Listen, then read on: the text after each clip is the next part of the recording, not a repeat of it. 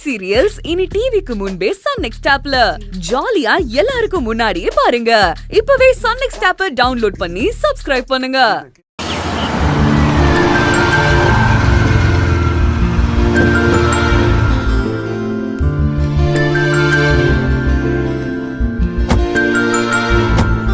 சிவசாமி, நான் எதுக்குப்பா, நீ மட்டும் போயிட்டு வாயேன். அட வாப்பா, பெரியவங்க பழக்க வழக்கம் வச்சுக்கிட்டா எப்பயாவது பிரயோஜனமா இருக்கும். என்ன யோசிக்கிற? வாப்பா.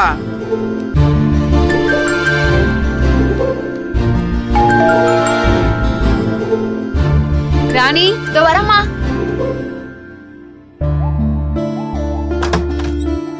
யாரு? அகிலாண்டேஸ்வரி அம்மாவை பார்க்க. உள்ள வாங்க. யார் ராணி? உங்களை பார்க்கணும்னு வந்திருக்காங்கம்மா. வாங்க வாங்க வாங்க. வணக்கம். வணக்கம்மா. உட்காருங்க. வணக்கம்மா. உட்காருங்க. நல்லா இருக்கீங்களா? நல்லா இருக்கேன். நீங்க எப்படி இருக்கீங்க? அது குடு சுப்பையா. இந்தா சிவசாமி.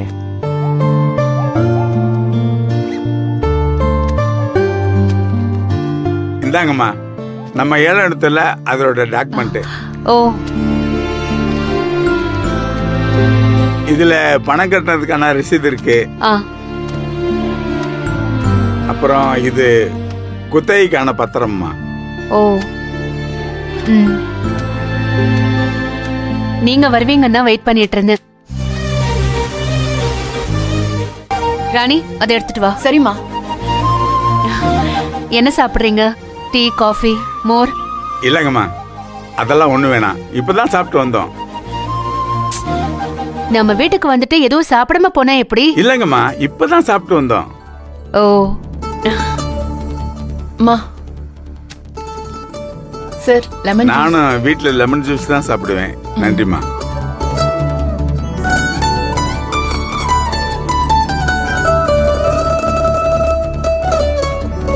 அப்புறம் சார், வேலையெல்லாம் எப்படி போயிட்டு இருக்கு? எல்லாம் நல்லபடியா போயிட்டு இருக்குமா. சார், இதை நீங்க வாங்கிக்கணும். இதை வாங்கிக்கோங்க. என்னங்கம்மா இது? புடிங்க சொல்றேன்.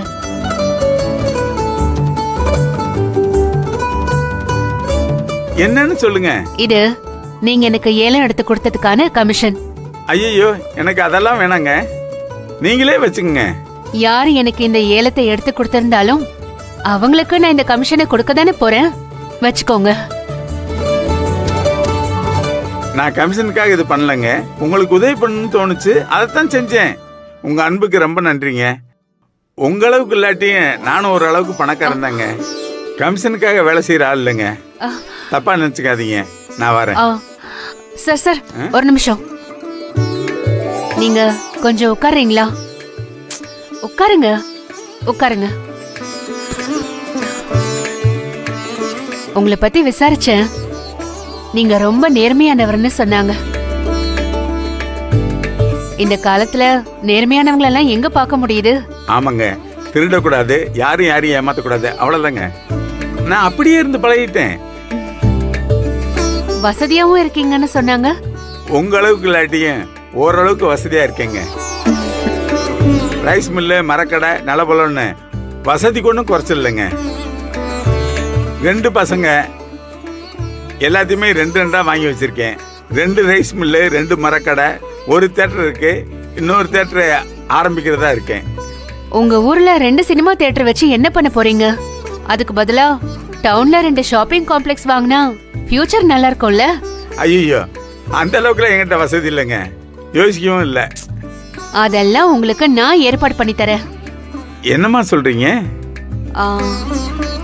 உங்க பையனுக்கு கல்யாணம் ஆயிடுச்சுன்னு கேள்விப்பட்டேன்.